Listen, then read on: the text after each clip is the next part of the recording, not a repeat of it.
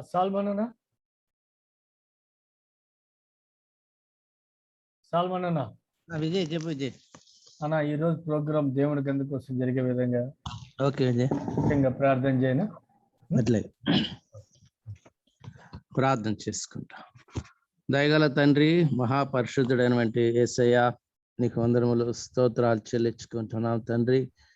ఉదయ కాలమున తండ్రి మమ్మల్ని సజీవ లెక్కలో ఉంచి సజీవ దేవుణ్ణి ప్రభా ఈ సాయంకాలం వేళ తండ్రి స్మరించుకోవటానికి, అయా నీ మాటలు వినటానికి మమ్మల్ని సజీవ లెక్కలో ఉంచిన సజీవ దేవునికి నైనా స్తోత్రాలు చెల్లించుకుంటున్నా తండ్రి. ఈరోజు తండ్రి వాక్యము కోసం తండ్రి నేను ఇదిగో తండ్రి వేగురు పడుచున్న వంటి తండ్రి నీ బిడ్డలకు తండ్రి ఈ జీవాహారములు తండ్రి కుటుంబంలోనికి ప్రతి ఒక్కరికి తండ్రి దీన్ని అందించటానికి నీ దాసుని తండ్రి సిలువ చాటును మరుగుపరిచి నీ దాసుని హృదయం ఏది నింపబడినదో ఆత్మలు అవన్నీ కూడా తండ్రి మా యొక్క హృదయాంతరమునకు తీసుకురావడానికి పరిశుద్ధాత్మ సన్నిధి ఉంచమని ప్రార్థిస్తున్నాను తండ్రి. రావాల్సిన బిడ్డను తండ్రి సకాలంలోనికి నేను నడిపించండి. ఆయన వారి మార్గ మధ్యములో ఉండొచ్చును తండ్రి, ఇంటి బాధ్యతలో ఉండొచ్చును. అయితే ప్రభా నీ కృపా సన్నిధి తండ్రి నీ ఆత్మ చేత వారిని ప్రేరేపించి అయ్యా ఇదిగో తండ్రి ఎందరైతే దేవునికి ఆత్మ చేత నడిపింపబడుదురో వారు దేవుని కుమారులుగా పిలువబడతారనే మాటని తండ్రి వారు గ్రహించి తండ్రి ఇదిగో తండ్రి నీ దాసుని యొక్క మాటల కోసం తండ్రి వేగురు పడటానికి అయా ఈ కృపా సన్నిధి ఉంచమని ప్రార్థిస్తున్నాను తండ్రి. నాన్న ఎవరికి ఏ సమస్యలు ఉన్నాయో తండ్రి, ఏ బాధలు కష్టాలు ఉన్నాయో, ఏ కుటుంబంలో తండ్రి బలహీనతలో ఉన్నారో తండ్రి, ఈరోజు వాక్య పరిచయలో తండ్రి నీ బిడలు గ్రహించుకొని తండ్రి నీ దాసుని ద్వారా చెప్పే ప్రతి మాటను తండ్రి వారి వినులాగున తండ్రి వారికి సరిచేయగలిగినటువంటి సమర్థత కలిగినటువంటి దేవా నీకు వందనాలు స్తోత్రాలు చెల్లించుకుంటున్నాం. నీ వాక్యమే మాకు ఆధారము. ఆ వాక్యం ద్వారా తండ్రి మేము కట్టబడాలి తండ్రి. మా కుటుంబాలలో మా పిల్లలు మా యొక్క భవిష్యత్తు మా బిడ్డల భవిష్యత్తు నిలబడి ఉండే తండ్రి.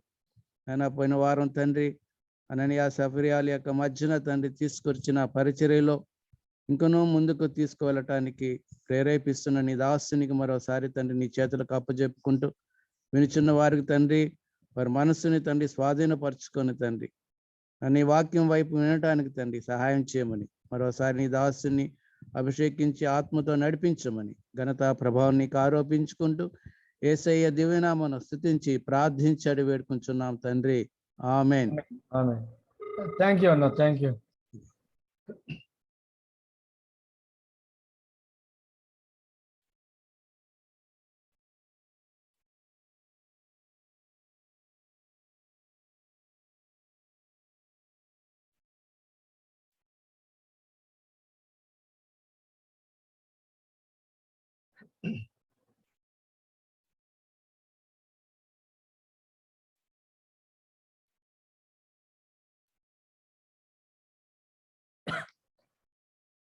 నరేష్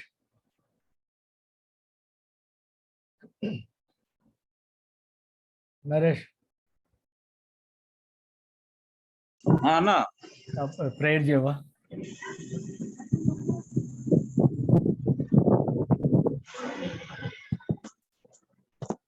ప్రార్థన చేసుకుందామండి. మహోన్నత రాజ్యం వలన తండ్రి ఇదిగోనైనా సాయంకాల సమయంలో తండ్రి అయినా నాక్స్ కుటుంబ తండ్రి అయినా మా యొక్క జీవితాలు తండ్రి మా యొక్క కుటుంబాల తండ్రి నా యొక్క మీ యొక్క ప్లాన్ అయినా మీ యొక్క ఉద్దేశాలనైనా తెలుసుకున్నానికి ఏర్పాటు చేయబడిన ఏదైనా కార్యక్రమానికి ఉన్నా బట్టి తెలుసుకున్నాను తండ్రి అయినా అదైనా వీటిలో విషయాలు తెలుసుకుని తండ్రి అయినా ఆ విధంగానైనా మా జీవితాలు మేము మౌలు చేసుకుని తండ్రి అయినా మీకు ఇష్టమైన పాత్రలుగా వాడబడే భాగ్యం దయచేయమని దీవించమని చేరు వచ్చిన ప్రతి ఒక్కరిని ఆశ్రయించి దీవించమని యేసునామములో పెట్టుకున్నాం తండ్రి. ఆమేన్. Thank you Naresh, thank you. Thank you. సరే సార్, సరే సరే.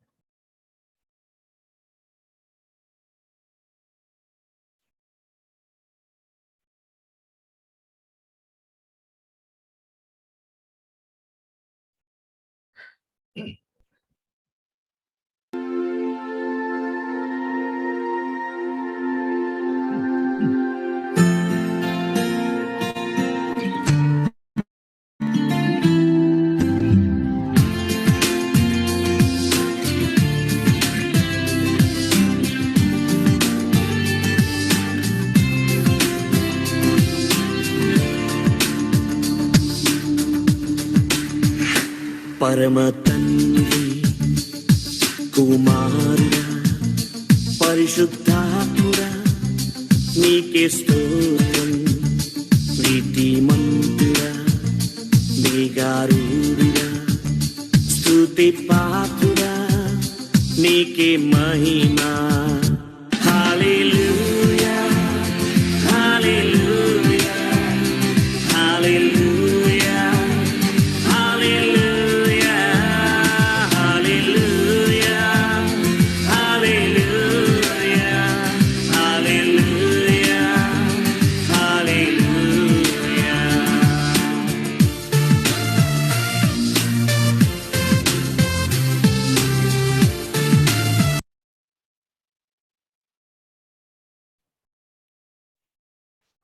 అన్న జయేందర్ అన్న. అయ్యా అన్న, చెప్పండి. అన్న యువర్ అయ్యా. టైం నా అన్న యువర్ టైం. ఒక్క నిమిషము.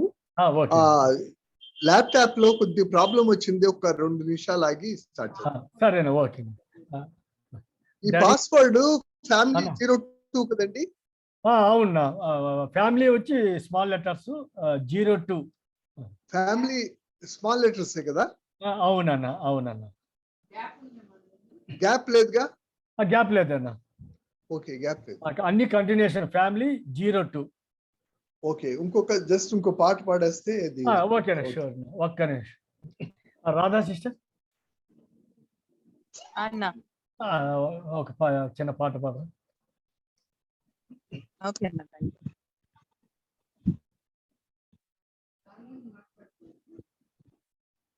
దీనిలోనే మాట్లాడేస్తాను.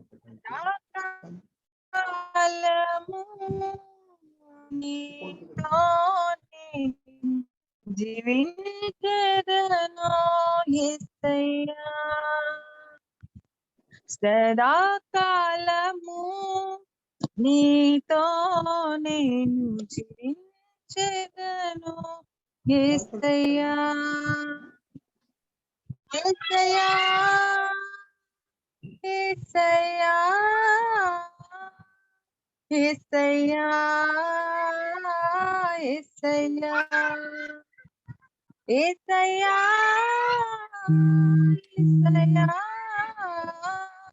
యేసయ్యా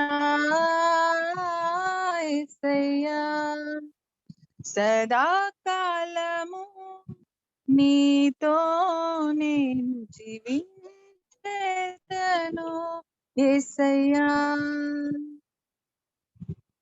పాపాల ఊబిలో పడి ఉన్నాను నీ ప్రేమతో నన్ను లేపావయ్యా పాపాల ఊబిలో పడి ఉన్నాను నీ ప్రేమతో నన్ను లేపావయ్యా ఏ తోడు లేని నాకు నా తోడుగా నా అండగా నీవు నిలిచావయ్యా ఏ తోడు లేని నాకు నా తోడుగా నా అండగా నీవు నిలిచావయ్యా యేసయ్యా యేసయ్యా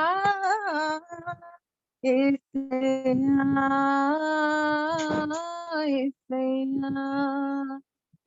యేసయ్యా యేసయ్యా యేసయ్యా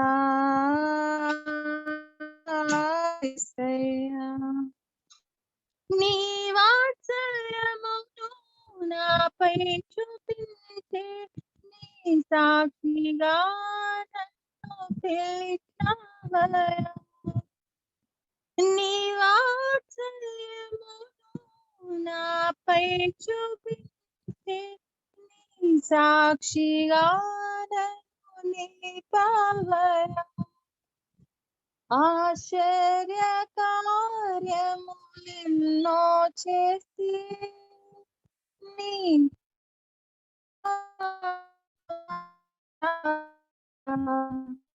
ఆశ్చర్య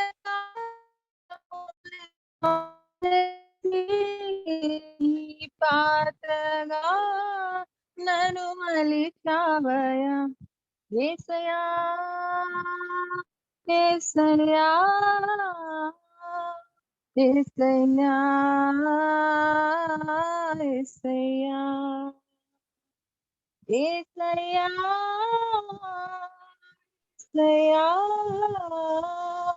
యేసయ్యా యేసయ్యా నిన్న నేడు మారని ప్రేమ నీది ఎన్నాళ్ళైనా వీడని తోడు సిస్టర్ నిన్న నేడు Radha sister, thank you sister, thank you అన్న. యువర్ టైం అన్న. Okay, thank you so much. ఈరోజు పిల్లల పెంపకం గురించి మనం మాట్లాడదాం. ఈ యొక్క పిల్లల పెంపకం అనేది ప్రాముఖ్యమైన ఒక అంశం. పిల్లలు ఉన్న వాళ్ళకి ఇది చాలా అవసరం. ఒకవేళ పిల్లలు పెద్దవాళ్ళైనా సరే ఈ విషయాలు తెలుసుంటే కూడా చాలా ఉపయోగపడుతుంది. ఏమన్నా కానీ ల్యాప్టాప్ లో కొంచెం ప్రాబ్లం వచ్చింది, దేవుని దయ వలన అది సెట్ అయిపోతే స్క్రీన్ షేరింగ్ చూపిస్తాను, లేకపోతే స్క్రీన్ షేరింగ్ లేకుండానే మాట్లాడతాను. ఇక్కడ పిల్లల పెంపకం గురించి మాట్లాడుతూ ఉన్నప్పుడు మనం గుర్తుంచుకోవాల్సిన విషయం ఏంటంటే, మన బిడ్డల్ని మనం ఎలా పెంచుతున్నాము అన్న విషయంలో దేవుడు మనతో ఏం మాట్లాడుతున్నాడు అనే దాన్ని మనం గ్రహించాలి. ఇక్కడ మనం చూస్తే పిల్లలు ఎటువంటి ఇన్ఫ్లుయెన్స్ ఉంటుందంటే, పిల్లలు స్పాంజ్ లాంటి వాళ్ళు. స్పాంజి ఒకవేళ మనం మురికి నీళ్ళ మీద పెడితే అది మురికి నీళ్ళు లాక్కుంటది, ఆయిల్ మీద పెడితే ఆయిల్ లాక్కుంటది, మంచినీళ్ళ మీద పెడితే మంచినీళ్ళు లాక్కుంటాయి. అంటే దీంట్లో ఉన్న ఒక ప్రిన్సిపల్ ఏంటంటే, మనం ఏది ఫీడ్ చేస్తే అది స్పాంజి లాక్కున్నట్టుగానే పిల్లలు కూడా మనం ఏది ఇస్తే దాన్ని తీసుకుంటారు ఈ విషయాన్ని మనం గుర్తుంచుకోవాలి. తర్వాత పిల్లలు పెంచేటప్పుడు మనకు ఉంటున్న కొన్ని అవగాహన ఉండవలసింది ఏంటంటే, ఇప్పుడు ఇక్కడ మనం చూడండి, దీనిలో ఈ యొక్క పిల్లలు ఈ ట్రయాంగిల్ వేశాను, దీంట్లో తల్లి తండ్రి దేవుడు అని రాశాను, ఈ మధ్యలో పిల్లల్ని వేశాను. కాబట్టి మధ్యలో పిల్లలు వేశాను కాబట్టి పిల్లలు ఈ ముగ్గురు ప్రొటెక్షన్ లో ఉంటారు. అయితే రెండవ డయాగ్రామ్ లో నేను వేసింది ఏంటంటే, పిల్లలు దేవునికి దగ్గరగా వెళ్తున్నట్టుగా వేశాను. మీరు గమనించినట్టయితే ఇక్కడ పేరెంట్స్ రెస్పాన్సిబిలిటీ ఒకటి కనపడుతుంది. ఏంటి? పిల్లల్ని పేరెంట్ డిపెండెంట్ నుండి గాడ్ డిపెండెంట్ గా పెంచవలసిన బాధ్యత తల్లిదండ్రుల మీద ఉన్నది. పిల్లలు నిజంగానే పిల్లలు పెంచడం అనేది ఒక గొప్ప బాధ్యత. పిల్లల్ని పెంచడం అనేది గొప్ప బాధ్యత. ఇది మరి నిజంగానే మనం యొక్క సమాజానికి మనం ఎటువంటి బిడ్డల్ని ఇస్తున్నాము అనే దాని మీద మరి క్రైస్తవ కుటుంబాల్లో పిల్లలు ఎలాగ పెంచుతున్నాము, ఎలాంటి బిడ్డల్ని మనం ఇస్తున్నాము అనే దాన్ని మనం తప్పనిసరిగా ఆలోచించుకోవాలి. చాలా మంది ఆలోచిస్తా ఉంటే, చాలా మంది భక్తిగా ఉంటున్న వాళ్ళు, సేవ చేస్తున్న వాళ్ళు, వాళ్ళ పిల్లలు సరిగా పెరగటం లేదు, సరైన జీవితం జీవించటం లేదు అన్నది విన్నప్పుడు మాత్రం చాలా దుఃఖంగా ఉంటుంది. కారణం ఏంటంటే, వాళ్ళు దేవుని కోసం సేవ చేస్తా ఉన్నారు, దేవుని కోసం వాళ్ళు ఎంతో సాక్రిఫైస్ చేసినా కూడా వాళ్ళ యొక్క జీవితాలు అలా ఉన్నాయి ఏంటి అని దుఃఖం కలక్క మానదు. కాబట్టి బిడ్డల గురించిన కొన్ని విషయాల్ని మనం చూద్దాం. బిడ్డల గురించి కొన్ని విషయాలు చూస్తా ఉన్నప్పుడు మొట్టమొదటిగా మనం తెలుసుకోవాల్సిన విషయం ఏంటంటే, పిల్లలు వాళ్ళు దేవుడిచ్చిన బహుమానము. ఈ యొక్క 127వ కీర్తన 3వ వచనంలో పిల్లలు దేవుడిచ్చిన బహుమానము అని ఉంటది. కాబట్టి ఈ బహుమానం గురించి మనం కొద్దిసేపు ఆలోచించినట్టయితే, బహుమానం అనేది మనకి ఎవరన్నా ఇస్తే మన ఇష్టానుసారంగా మనం ఖర్చు పెట్టుకోవచ్చు, దాన్ని బహుమానం అంటాం. కానీ దేవుడిచ్చిన బహుమానాన్ని మనం ఎలా ఖర్చు పెడతాము, దాని యొక్క లెక్క మనము తెలియపరచవలసిన వాళ్ళంగా ఉన్నాం. అంటే దేవుడికి లెక్క అప్పచెప్పవలసిన వాళ్ళంగా ఉన్నాం. ఆ తర్వాత ఈ యొక్క పిల్లల గురించే మాట్లాడతా వృద్ధులకు కిరీటము అని అంటాడు. వృద్ధులకు కిరీటం అంటే ఈ యొక్క పెద్దవాళ్ళు ఇంట్లో ఉంటున్నప్పుడు వాళ్ళు దేవుడు ఇచ్చిన ఈ యొక్క బిడ్డను చూస్తా ఉన్నప్పుడు దేవుడు మాకు ఒక కిరీటం ఇచ్చాడు అని మురిసిపోవడానికి వాళ్ళ బిడ్డలు కనపడతా ఉంటారు. అయితే ఒక ఇంపార్టెంట్ ఇప్పుడు వీటిల్లో చాలా చాలా ఇంపార్టెంట్ ప్రిన్సిపల్స్ మనం గ్రహించాలి అనే దృష్టితో వీటిని ముందుకు తెస్తున్నాను. ఇప్పుడు పిల్లలు దేవుడిచ్చే బహుమానం వండర్ఫుల్. అయితే ఇది పిల్లలు వృద్ధులకు కిరీటము. అయితే పిల్లల్ని ప్యాంపర్ చేసి పాడు చేసే హక్కు పెద్దవాళ్ళకి లేదు. పిల్లల్ని ప్యాంపర్ చేసి వాళ్ళని పాడు చేయడానికి పెద్దవాళ్ళకి హక్కు లేదు. అంటే తాత, అమ్మమ్మ, నాన్నమ్మ వీళ్ళ విషయం మాట్లాడుతా ఉన్నాను. కాబట్టి పిల్లల్ని సరైన రీతిలో పెంచవలసిన బాధ్యత అది తల్లిదండ్రుల మీదే అది మోపబడి ఉన్నది. సరే, పిల్లల్ని ఎలాగ పెంచాలయ్యా అని అంటే ఈ యొక్క సామెతలు 22:6లో బాలుడు నడవలసిన త్రోవును వానికి నేర్పము, వాడు పెద్దవాడైనప్పుడు దాని నుండి తొలగిపోడు. కాబట్టి బాలుడుగా ఉన్నప్పుడు వాడికి నేర్పించినట్టయితే వాడు పెద్దవాడైనప్పుడు దాని నుండి తొలగిపోడు అన్నది ఆ ప్రిన్సిపల్ మనం గుర్తుంచుకుంటా ఉండాలి. ఎందుకంటే పిల్లలకి దేవుని విషయాలు ఎన్ని మనం నేర్పిస్తా ఉన్నాము, పిల్లలతో దేవుని విషయాలు ఎన్ని మనం మాట్లాడుతా ఉన్నాము, ఇది మనం ఆలోచించాల్సింది. ఈ రోజులో ఏం చేస్తున్నారండి, ఈ రోజులో పిల్లలతో ఏం మాట్లాడుతున్నారు? ఒరేయ్, నువ్వు క్లాస్ ఫస్ట్ రావాలరా, అరే నువ్వు పెద్ద డాక్టర్ అవ్వాలరా, లేకపోతే ఇంకోటి ఇంజనీర్ కావాలరా, సైంటిస్ట్ కావాలరా. ఇవి ఏంటంటే మన గుండెల్లో ఏవైతే ఆశలు ఉన్నాయో, మనం ఏదైతే అవుదామని ఆశపడ్డామో అవి మన బిడ్డలు అవ్వాలి అని మనం చూస్తా వాళ్ళ గురించి ఆలోచిస్తా ఉంటాం. కానీ విషయం ఏంటంటే వాళ్ళు దేవునిలో ముందు ఎదగడం అనేది చాలా చాలా ప్రాముఖ్యం. అందుకని దేవుడు ద్వితీయోపదేశకాండం 6:6లో ఏమంటాడంటే, అయ్యా ధర్మశాస్త్రాన్ని నువ్వు హృదయంలో ఉంచుకో, ధర్మశాస్త్రాన్ని నువ్వు హృదయంలో ఉంచుకుని మీ పిల్లలకి ఎలా నేర్పిస్తా ఉంటే పడుకున్నప్పుడు, కూర్చున్నప్పుడు, నడుస్తూ ఉన్నప్పుడు ఎంత చక్కగా చెప్తాడంటే ఆయన నువ్వు ఎట్లా త్రోవలో నడిచేటప్పుడు దేవుని గురించి మాట్లాడయ్యా, నువ్వు పడుకునేటప్పుడు దేవుని విషయాలు మాట్లాడు, తర్వాత నువ్వు లేచినప్పుడు దేవుని విషయాలు మాట్లాడు. దేవుని విషయాలు మాట్లాడి దేవునిలో అది వాళ్ళని నిలబడేలా చేసినట్టయితే మనకి ఇంకా వాడి యొక్క భవిష్యత్తును గురించిన ఆందోళన మనకి ఉండదు, వాటిని గురించిన భవిష్యత్తును గురించిన ఆందోళన ఉండదు. ఇది చాలా మనం గ్రహించవలసిన విషయం. కాబట్టి మనం ఎలా పెంచాలి అన్న దానికి ఒక చిన్న హింట్ ఏంటంటే, ఇది సామెతలు 22:6 చిన్నప్పుడు నుండి నేర్పించు, తర్వాత ద్వితీయోపదేశకాండం 6:6 ముందు నీ హృదయంలో ఉంచుకో, దేవుని యొక్క మాటలు నీ హృదయంలో ఉంచుకోయ్యా, ఉంచుకున్న తర్వాత పిల్లలకి చక్కగా నేర్పించు. దేవుడు బిడ్డలకి నేర్పించాలి అని కోరుకుంటాడు. మీకు గుర్తుండే ఉంటుంది, ఇప్పుడు యెహోషువ ఆయన యోర్దాను నదిలో నుండి ఈ యొక్క ఇజ్రాయెల్ ప్రజలందరినీ తీసుకెళ్తున్నప్పుడు దేవుడు అన్నాడు, నాయన నువ్వు గోత్రానికి రాయి చొప్పుని తీసుకువెళ్ళి అక్కడ ఒక పోగు పెట్టు, ఈ పోగు ఏంటి అని నీ పిల్లలు అడిగినట్టయితే అప్పుడు ఏం చేస్తావంటే దేవుడు నీ పట్ల చేసిన ఆ యొక్క కార్యాలన్నీ వాళ్ళకి చెప్పు. అంటే మీరు గమనిస్తున్నారా, వాళ్ళు దేవుడు ఏం కోరుకుంటున్నారంటే మన దగ్గర నుండి కృతజ్ఞతా హృదయాన్ని కోరుకుంటా ఉన్నాడు. ఇది మనం గుర్తుంచుకోవాల్సింది. తర్వాత ఇప్పుడు మనం మాట్లాడుకునే విషయాలన్నిట్లో కూడా మీరు గ్రహిస్తూ ఉండదు ఏంటంటే, అరే దేవుడు నాకు బిడ్డల్ని ఇచ్చాడ్రా, బిడ్డల్ని ఎలా పెంచాలి అనే విషయంలో నేనేం నేర్చుకోగలను అని దయచేసి ఆలోచించండి.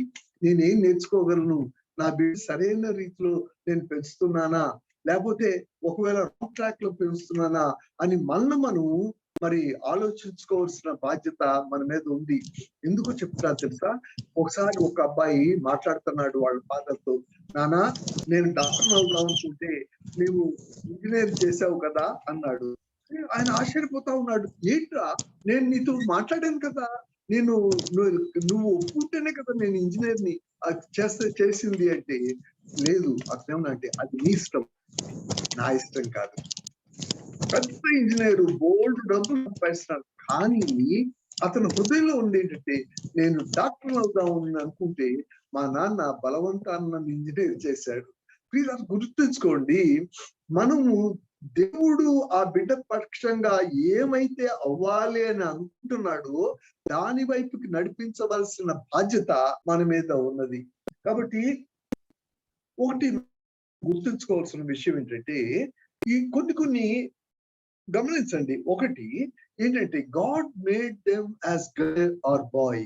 ఇది గుర్తుంచుకోవాలి. ఎందుకంటే మీరు ఎప్పుడైనా విన్నారా, అరే ఆడపిల్ల పుట్టిందిరా అని నిరాశపడే తండ్రిని గాని, లేకపోతే నిరాశ పడుతున్న తాత మాది అమ్మమ్మల్ని గాని చూసారా మీరు? అమ్మ ఆడపిల్ల. ఒక ఆయన మా కాలేజీలో, నేను లెక్చరర్ గా పనిచేస్తాను, మా కాలేజీలో ఆయన వచ్చి కోలపడిపోయాడు. ఏంటి అంటే ఆడపిల్ల అండి అన్నాడు. అంటే ఆడపిల్ల పుట్టిందంటే ఎంత నిరసమో, ఎంత నిరాశో. ఆయన తల్లి ఆడమ్మాయి, ఆయన భార్య స్త్రీ, కానీ కూతురు మాత్రం అక్కర్లేదు. ఎంత దౌర్భాగ్యం అంటే, ఒక ఆయన 4 ఆడపిల్లలు పిల్లోడు పుట్టాలి అని 4 ఆడపిల్లలు పుట్టాక కళ్ళు తెరుచుకున్నాడు. 5వ ఆడపిల్ల అయితే సత్యానరా బాబు అని అప్పుడు జాగ్రత్త పడ్డాడు. ఎందుకండి దేవుడు స్త్రీగాను పురుషుడిగాను చేశాను అని దేవుడు బైబిల్లో చెప్పాడో చెప్పలేదండి. అదే గలతీ 3:28 అన్నాడు, ఒరి నాయన పురుషుడని లేదు, స్త్రీ అని లేదు, యేసుక్రీస్తు మీరు అంతా ఏకంగా ఉన్నారు అని బైబిల్లో ఉందా లేదా? కాబట్టి బైబిల్లో ఉన్న విషయాల్ని మనం ఖచ్చితంగా గుర్తించాలి, దాన్ని గౌరవించాలి, నమ్మాలి. పిల్లరా మనమే గాని ఆడపిల్లలు పుట్టినందుకు దుఃఖపడతా ఉన్నట్టయితే లోకము ఇంకెంతగా దుఃఖపడాలి? మనమే దేవుని నమ్ముకున్న మనమే, దేవుడి మీద ఆధారపడే మనమే ఈ యొక్క ఆడపిల్ల పుట్టింది అని నిరాశ పడినట్టయితే అది దేవుని నామానికి ఎంత అవమానం. ఎందుకంటే దేవుడు వాళ్ళిద్దరిని సమానంగా చేశాడు. దేవునికి వాక్యంలో ఉన్న విషయాలే నేను మాట్లాడుతా ఉన్నాను. ఆ తర్వాత మనం గుర్తుంచుకోవాల్సిన ఇంకొక విషయం ఏంటంటే, ఈ ఫిజికల్ ఎక్స్పీరియన్స్, తర్వాత మెంటల్ ఎబిలిటీ, వీటి మీద ఆధారం చేసుకుని కూడా తల్లిదండ్రులు ప్రేమిస్తారండి. అంటే వాళ్ళ ఫిజికల్ అపియరెన్స్ చక్కగా ఉందనుకోండి, వాడు ఇంకోటి సరిగ్గా లేడు అనుకోండి, అలాగే బాగా చదువుతున్నాడు ఒకడు, ఇంకోటి బాగా చదవటం లేదు, ఎవరిని ప్రేమిస్తారండి చెప్పండి? బాగా చదువుకునే వాడిని తల్లిదండ్రులు ప్రేమిస్తారా? బాగా చదవడం లేదండి, వాడి మీద ఎటువంటి చూపు ఉంటుంది? చూడండి, మనకి గమనించవలసిన విషయం ఏంటంటే, బాగా చదవడం లేదు అంటే ఎందుకు చదవడం లేదు అది మనకు తెలియాల్సింది. ఐక్యూ అనేది దేవుడు అందరికి సమానంగా ఇవ్వడు. ఎవరికి ఏ ఐక్యూ ఇచ్చాడో దాని ప్రకారంగా అతని దగ్గర నుండి ఎక్స్పెక్ట్ చేయాలండి. మనం ఎక్స్పెక్ట్ చేయాల్సింది ఏంటంటే, దేవుడిచ్చిన ఐక్యూ దాన్ని రెస్పెక్ట్ చేయాలి. అందుకని ఐక్యూ ప్రకారంగా ఒకవేళ వాడు తక్కువ ఐక్యూ ఉంటే ఉండొచ్చు, అది వేరే విషయం. వాడు కొన్నిట్లో రాణించకపోవచ్చు, అది వేరే విషయం. మైకేల్ ఫెల్ప్స్ అనే ఆయన గురించి మీరు వినే ఉంటారు. మైకేల్ ఫెల్ప్స్ అనే ఆయనకి వాళ్ళ ఇంట్లోకి ఇది మెసేజ్ పంపించారు వాళ్ళు, ఇది స్కూల్ వాళ్ళు రమ్మని చెప్తే వాళ్ళ సిస్టర్స్ వెళ్తే అమ్మ మీ అబ్బాయిని తీసుకెళ్ళండి, మేము టీసీ ఇస్తున్నాం అన్నారు. అయితే వాళ్ళు తీసుకెళ్ళి వాడికి ఈత మీద బాగా ఇంట్రెస్ట్ ఉందని ఈత నేర్పిస్తే వాడు ఏం చేశాడంటే, ప్రపంచంలోనే ఒలింపిక్స్ లో ఇంచుమించుగా 29 మెడల్స్, గోల్డ్ మెడల్స్, తర్వాత ఇది మెడల్స్ తీసుకున్నాడు, అనేకమైన గోల్డ్. కాబట్టి ఎవడి ఎబిలిటీ ఏముంటుందో మనకు తెలియదు. దేవుడిచ్చిన ఎబిలిటీస్ ని గుర్తించి దాని ప్రకారంగా ట్రైనింగ్ ఇవ్వడం అనేది చాలా మంచి విషయం. అందుకని వాళ్ళ యొక్క ఫిజికల్ అపియరెన్స్ కానీ మెంటల్ ఎబిలిటీని కానీ మనం దాన్ని బట్టి పార్షియల్ ట్రీట్మెంట్ ఇవ్వకూడదు. అంటే పార్షియాలిటీ తల్లిదండ్రులుగా మనం ఎట్టి పరిస్థితుల్లో కూడా పార్షియాలిటీ చూపించకూడదు. ఇంకొక ఇంపార్టెంట్ విషయం చెప్పాను నేను, ఏంటంటే mentally challenged people, physical deformities ఉన్న పీపుల్, వాళ్ళు ఒకవేళ పుడితే, అయ్యా ఫిజికల్ డిఫార్మిటీ ఉన్న పిల్లోడు పుట్టాడండి. వాడి గురించి ఏంటి ప్రియులారా? ఒకటి మాత్రం దానికి దేవుడే సమాధానం చెప్తున్నాడు. మీ నిర్గమ 4వ అధ్యాయం 11వ వచనంలో దేవుడు ఏమన్నాడు చెప్పండి. మోషే అన్నాడు, అయ్యో నేను నోటి మార్చగలిగిన దేవతను ఎందుకు పంపిస్తావా అంటే, ఆయన ఏమన్నాడు, మానవునికి నోరు ఇచ్చినది ఎవరు? మూగవాన్నే గాని, చెవిటివాన్నే గాని, దృష్టి గలవాన్నే గాని, గుడ్డివాన్నే గాని పుట్టించింది ఎవరు? యెహోవానైన నేనే కదా, యెహోవానైన నేనే కదా. వీళ్ళని గుర్తుంచుకుంటున్నాడా? అర్థమవుతుందా? ఎంత ఆశ్చర్యం చూడండి. యెహోవానైన నేనే కదా అంటున్నాడు దేవుడు. నేను పుట్టించాను. వీళ్ళరా ఒకరిని ఫిజికల్ డిఫార్మిటీ ఉందని తేలికగా మాట్లాడితే ఎవరిని తేలిగ్గా మాట్లాడుతున్నట్టండి? ఆయన సృష్టించిన దేవుణ్ణి తేలిగ్గా మాట్లాడుతున్నట్టు, ఆయన సృష్టించిన దేవుణ్ణి అవమానపరిచినట్టు. వీళ్ళరా అందుకుని ఒకవేళ మనకి బిడ్డల్ని దేవుడు ఇచ్చినట్టయితే దేవుడు అటువంటి బిడ్డను కూడా బహుమానంగానే ఇస్తా ఉన్నాడు. దేవుడు మాకు ఒక మెంటల్లీ ఛాలెంజ్డ్ బిడ్డను ఇచ్చాడు. మెంటల్లీ ఛాలెంజ్డ్ బిడ్డను డౌన్ సిండ్రోమ్ ఇచ్చాడు. ఇచ్చిన తర్వాత మేము వాడు దేవుడిచ్చిన బహుమానాన్ని మేము పెంచుతా ఉన్నాం. అయితే కొన్నిసార్లు మా యొక్క హృదయం చాలా దుఃఖపడేది, కొన్నిసార్లు వేదన పడేది. ఎందుకంటే వాడేమన్నా అడిగాడు అనుకోండి, వెళ్ళి తెచ్చేయలేదు, తలకాయ గోడ కుట్టేసుకునేవాడు. అది మాకు దుఃఖం. పరిగెత్తుకు వెళ్ళి తెచ్చేవాళ్ళు కానీ తెచ్చే లోపలే గోడకి తలకాయ కొట్టేసుకునేవాడు. ఇదంతా కూడా ఉబ్బిపోయి ఇదంతా కూడా పసేసి ఒకసారి అయితే పగిలిపోయి బోళ్ళంత రక్తం ఆ యొక్క చీము బయటకు వస్తే నా గుండెలు పగిలిపోయినాయి. నేను ప్రభువా ఎందుకు ఇచ్చావయ్యా అని అప్పుడు అడిగాను నేను. అప్పుడు అడిగితే దేవుడు ఏమన్నాడు తెలుసా? దేవుడు సమాధానం ఇచ్చే దేవుడు. ఆయన 2 కొరింథీ 1:4 ద్వారా దేవుడు మాట్లాడాడు. ఏమన్నా అంటే, జైనేంద్ర నేను నీకు అటువంటి బిడ్డనిచ్చాను కదా, నేను నిన్ను ఆదరిస్తున్నాను. కరెక్ట్ కాదు చెప్పు. అయితే ఇటువంటి ఆదరణ లేని వాళ్ళు అనేక మంది ఉన్నారు. వాళ్ళని మీరు ఆదరించాలి. దేవుని యొక్క చిత్తం ఎంత చక్కగా ఆయన తెలియపరచాడు చూసారా? ఇటువంటి ఆదరణ లేని వాళ్ళు అనేక మంది ఉంటా ఉంటే, జైనేంద్ర శ్రీ మీ ఇద్దరు వాళ్ళని ఆదరించాలి. వీటిని పెంచుతా ఉన్నప్పుడు ఎంత మంది ఆదరణ చెప్పలేను. ఈ మధ్యన ఒక 6 నెలల క్రితం వాడు చనిపోయాడు. అయితే ఈ 43 సంవత్సరాలు ఎంత మంది ఆదరించబడ్డారు అన్న దాని గురించి నేను చెప్పలేను. అనేక మంది ఇటువంటి ఫిజికల్ డిఫార్మిటీ ఉన్న పిల్లలు, ఛాలెంజ్డ్ పిల్లలు, వాళ్ళని గుండె పగిలిపోయి వాళ్ళ తల్లిదండ్రులు చూస్తా ఉంటే వాళ్ళకి దేవుడు గుర్తించినట్టే, అదిగో ఆ కుటుంబాన్ని చూడు, తెరించుకో. వాళ్ళు షేర్ చేస్తా ఉంటే ఆశ్చర్యం.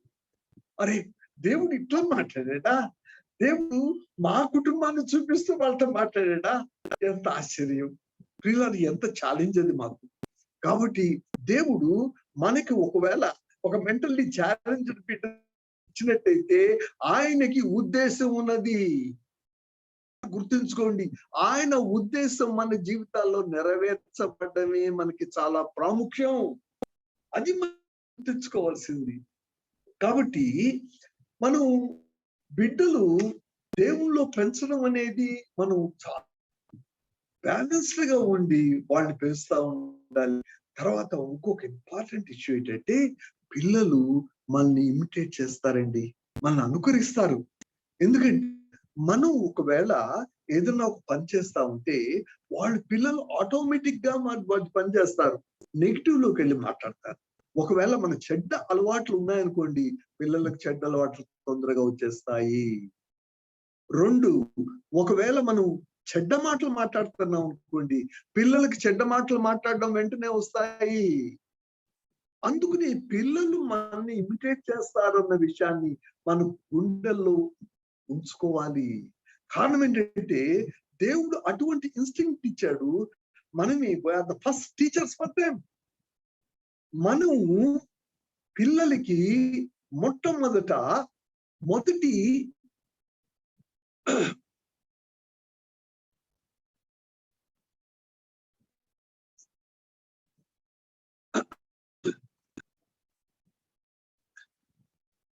మనం వీళ్ళకి ఈ పిల్లలకి మొదటి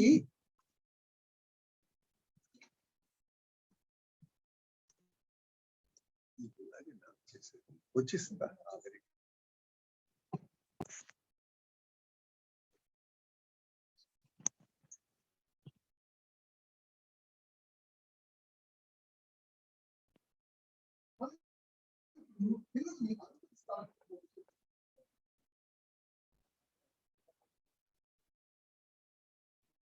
పిల్లల్ని వచ్చింది.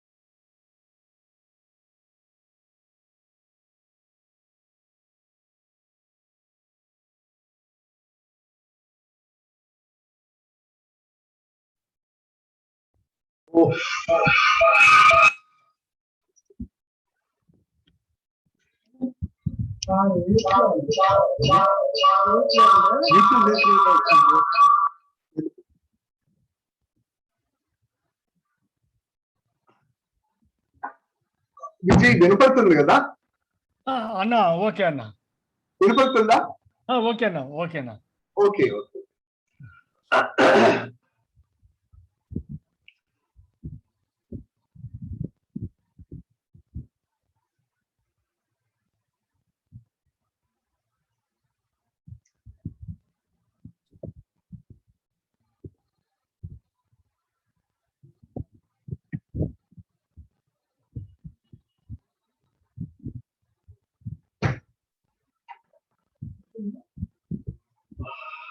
సరే సరే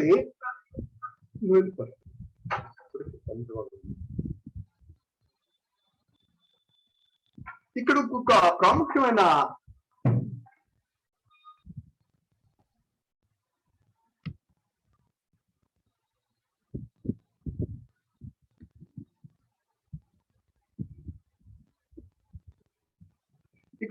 ప్రాముఖ్యమైన అంశాన్ని చెప్తాను.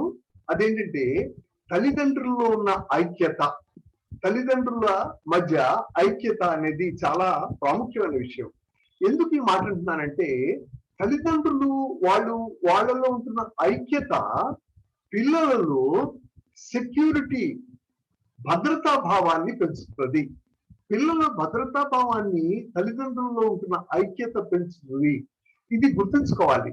కారణం ఏంటంటే ఒకవేళ తల్లిదండ్రులు ఇద్దరు వాళ్ళు విభేదించి తిట్టుకుంటున్నారు అనుకోండి, ఫస్ట్ ఎఫెక్ట్ అయ్యేది ఎవరయ్యా అంటే పిల్లలు ఎఫెక్ట్ అవుతారు. వాళ్ళలో భద్రతా భావం పోతుంది. ఒక ఆయన అది వాళ్ళ తల్లిదండ్రుల గురించి మాట్లాడుతూ ఉండి వాళ్ళు విడాకులు తీసుకున్నారని తన గుండె పగిలిపోయి అతను సూసైడ్ చేసుకున్నావు అని చెప్తారు. ఎందుకు ఈ మాట? ఎందుకంటే తల్లిదండ్రులు విడిపోవడం అనేది ఈ బిడ్డ మీద ఎంతగా ఇంపాక్ట్ ఇచ్చిందంటే అతను సూసైడ్ చేసుకునేంతగా ఇంపాక్ట్ ఇచ్చింది. అందుకని మనం తల్లిదండ్రులు వాళ్ళ యొక్క యూనిటీ ఏం చేస్తుంటే బిడ్డల్లో సెక్యూరిటీ పెంచుతుంది అన్న విషయాన్ని మనం గుర్తుంచుకోవాలి. సరే, ఇప్పుడు నేను 5 లవ్ లాంగ్వేజెస్ అనే ఒక అంశంలోనికి వెళ్తా ఉన్నాను. అంటే మనం పిల్లల పక్షంగా మనము ఎలాగ మన ప్రేమని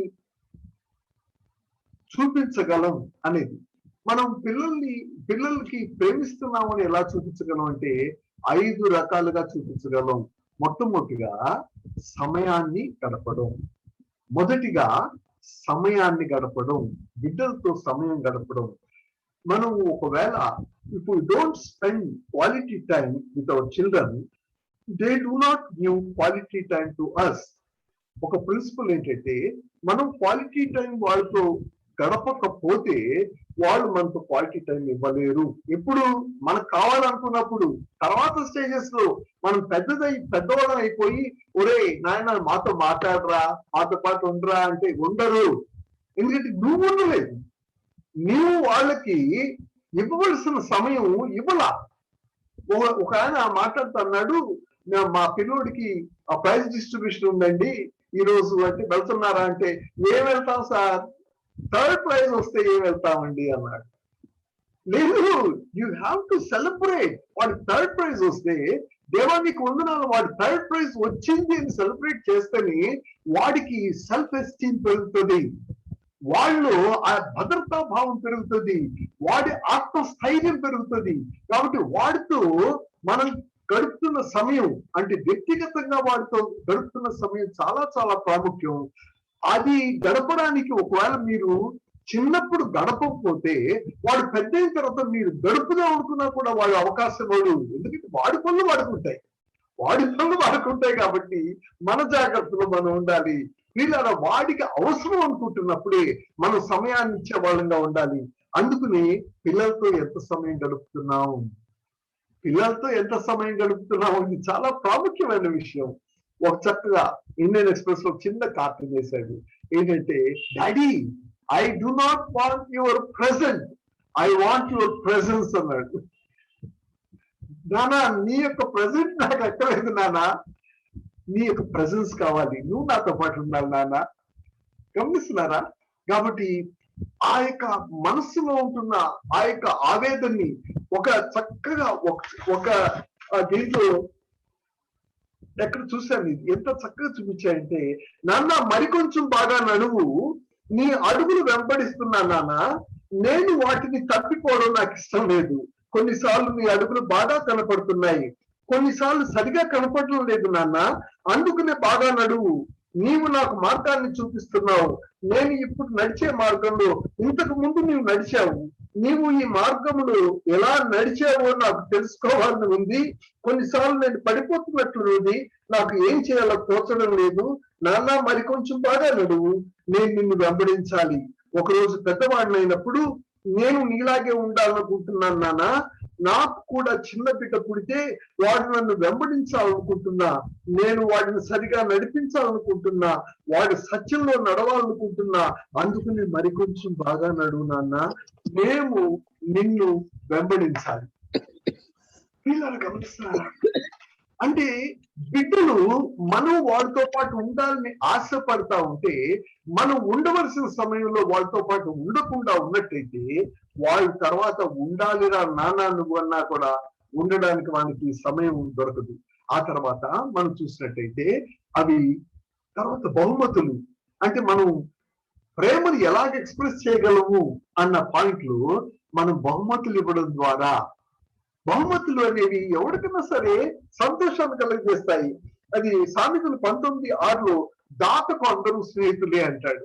అంటే బహుమతులు ఇవ్వడం ద్వారా ప్రతి ఒక్క హృదయము సంతోషపడుతుంది. పిల్లల అటువంటి అంటే ఈ లవ్ లాంగ్వేజ్ అనేది ఎంత మంచి లవ్ లాంగ్వేజ్ చెప్పలేను. ఇది ఒక్క పిల్లలకి తల్లిదండ్రులకే కాదు, భార్యకి భర్తకి మధ్యలో కూడా ఈ లవ్ లాంగ్వేజ్ ఉపయోగపడుతుంది. అలాగే ఈ లవ్ లాంగ్వేజ్ అనేది అనేక మందికి ప్రేమను చూపించడానికి అవకాశం వచ్చే లవ్ లాంగ్వేజ్ ఇది. కాబట్టి ఇటువంటి లవ్ లాంగ్వేజ్ మనకి కలిగి ఉన్నట్టయితే బిడ్డలు చాలా చక్కగా సంతోషపడతారు. నేను చెప్పబోయే 5 లవ్ లాంగ్వేజెస్, ఈ 5 లవ్ లాంగ్వేజెస్ మనకు ఉండాల్సిన పని లేదు, ఉండవు కూడా. కానీ ఏది ఎక్కువగా ఉంటుంది అనేది గ్రహించి ఆ లవ్ లాంగ్వేజ్ మనకు ఉంది అని దాన్ని ఎక్సర్సైజ్ చేయాలి. కాబట్టి ఇక్కడ బహుమతులు ఇవ్వడం అనే దాని గురించి చూస్తా ఉంటే ఇది పిల్లల్లో చాలా చాలా ఆనందం కలుగుతుంది. అందుకనే పుట్టినరోజుకి, క్రిస్మస్ కి, న్యూ ఇయర్ కు ఇట్లాగా అకేషన్స్ చూసుకుని వాడు ఫస్ట్ వచ్చిన దానికి లేకపోతే పాస్ అయిన దానికి దేనికైనా సరే మనం అకేషన్ చూసుకుని ఒక చిన్న గిఫ్ట్ ఇస్తే ఆ గిఫ్ట్ అలాగే వాడు దాన్ని ఎంజాయ్ చేస్తూ ఉంటాడు. ఆ గిఫ్ట్ సంతోషాన్ని ఇస్తుంది. ఒకసారి నా ఫ్రెండ్ చెప్పాడు, ఆయన ఏమన్నా అంటే నేను అమెరికాకి వెళ్ళాను, అమెరికా నుండి మా పిల్లోడికి ఫోన్ చేసి ఒరే నాన్న, ఈ యొక్క కబోర్డ్ లో వెనకగా రైట్ సైడ్ నా జాగ్రత్తగా నువ్వు చూస్తే ఒక చిన్న ప్యాకెట్ కనపడుతుందిరా, తీసుకున్నాడంట. ఆ రోజు ఆ పిల్లోడు బర్త్డే కాబట్టి వాడు తీసుకుంటే, ఇప్పుడు ఆలోచించండి, ఆ తీగానే వాడికి ఒక గిఫ్ట్ ఉంది అంటే వాడు ఏమనుకుంటాడు, మా నాన్న అమెరికాకి వెళ్తున్నా కూడా నన్ను మర్చిపోలా, అమెరికాకి వెళ్తున్నా ప్యాక్ చేసి నా బర్త్డే కోసం గిఫ్ట్ ప్యాక్ చేసి అక్కడ పెట్టి వెళ్ళాడు, ఆ సమయం తీసుకున్నాడు. మర్చిపోతాడా? జీవితంలో మర్చిపోతాడా? కాబట్టి మనం గుర్తించుకోవాల్సిన విషయం ఏంటంటే బిడ్డల పట్ల ఉన్న కన్సర్న్, అటువంటి కన్సర్న్ చూపిస్తా ఉన్నప్పుడు తెలియకుండానే ఇటువంటి బహుమతులు ఇచ్చి ఆ బిడ్డల్ని సరైన రీతిలో మనం చూసుకోవడానికి ఉపయోగపడుతుంది. సరే, మూడోది ఏంటంటే వాళ్ళకి కావలసిన సేవ చేయడం, వాళ్ళకి కావలసిన ఫుడ్ వండి పెట్టడం, ఆ తర్వాత వాళ్ళు చేయవలసిన చిన్న చిన్న సేవలు చేస్తూ ఉండడం. ఇది ఒక చక్కటి లవ్ లాంగ్వేజ్. ఇక్కడ ఒక చిన్న చెప్తాను నేను. సాధారణంగా ఏమవుతుందంటే పార్టీస్ దాటగానే ఒకటి వెంటపడి వస్తుంది, అదేంటంటే షుగర్. ఈ షుగర్ రాగానే ఎక్కడ లేని ప్రేమ కాకరకాయ మీద ఏర్పడుతుంది. కాబట్టి వాళ్ళ ఫాదర్ కి కాకరకాయ అంటే ఎంత ప్రేమ వచ్చిందంటే, ఎందుకంటే షుగర్ వచ్చింది కదా, అందుకుని కాకరకాయ మీద ప్రతి డైనింగ్ టైంలోనూ ఒక చిన్న మెసేజ్, అరే కాకరకాయ వల్ల ఉపయోగం ఇంత అంతా కాదురా, అది తింటే అంటే వాడేమనుకుంటాడు, పోవయ్యా నీకు షుగర్ వచ్చింది కాబట్టి నువ్వు కాకరకాయ తింటున్నావు, మాకు అవసరమే ఉంది అనుకుంటాడు. కరెక్టే, వాడు అన్నది కరెక్ట్. ఎందుకంటే వాడికి కావాల్సింది ఏంటంటే నువ్వు నీ షుగర్ కి నువ్వు మందుగా తీసుకోవాలి.